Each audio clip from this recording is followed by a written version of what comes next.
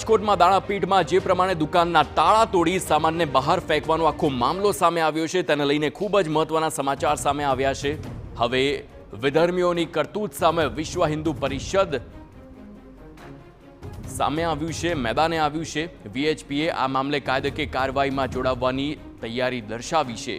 વીએચપીના શાંતુ રૂપારેલિયા અને નીતિશ કથિરિયાનું નિવેદન સામે આવ્યું। કાયદાકીય પ્રક્રિયા સિવાય આ જગ્યા ખાલી કરાવવી જ ન શકાય તેમ જણાવ્યું છે।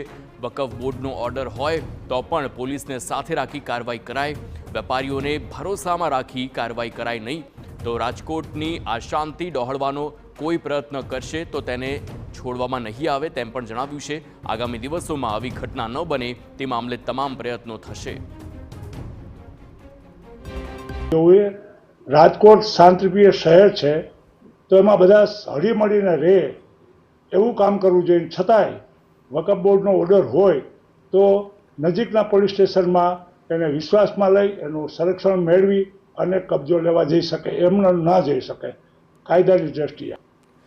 તો વિશ્વ હિન્દુ પરિષદના રાજકોટના આગેવાન નીતિશ કથિરિયાએ પણ કહ્યું છે કે જૂના ભાડુઆતોને કાયદાકીય પ્રક્રિયા સિવાય બહાર કાઢી શકતા નથી। કાયદાકીય પ્રક્રિયા અનુસરીને જ જગ્યા ખાલી કરાવી શકાય છે। ખાસ કરીને જે જૂના ભાડુઆત હોય તેને કાયદાની પ્રક્રિયા અનુસર્યા વગર કોઈ પણ વ્યક્તિ ખાલી કરાવી શકતું નથી। 12 વર્ષથી ઉપરનો જે એનો કબજો હોય તે ખાસ કરીને તેવી કોઈ દુકાનો ખાલી કરાવી કાયદાની પ્રક્રિયા સિવાય ખાલી કરાવી શકાતી નથી। જેથી કોઈને પણ જ્યારે ભાડુઆતની દુકાન હોય ત્યારે માત્ર ને માત્ર કાયદાકીય પ્રક્રિયા અનુસરીને જ તેની સાથે ખાલી કરાવી શકાય છે, તેના વગર ખાલી કરાવી। તો દુકાન ખાલી કરાવનાર શખ્સ ફારૂક મુસાણી સહિત 5 સામે હાલ પોલીસ ફરિયાદ નોંધાઈ છે।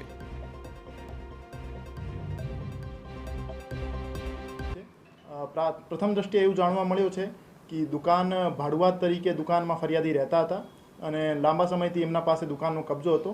વકફ બોર્ડનો એક હુકમ હતો જેમાં આરોપીને નિયમાનુસાર કાર્યવાહી કરી કબજો મેળવવાનો નિર્દેશ હતો, પણ જે આરોપી છે એમને નિયમોની પાલના કર્યા વગર ગેરકાયદેસર પ્રવેશ કરી દુકાનનો કબજો મેળવ્યો, એટલા માટે ફરિયાદ દાખલ કરવામાં આવી છે।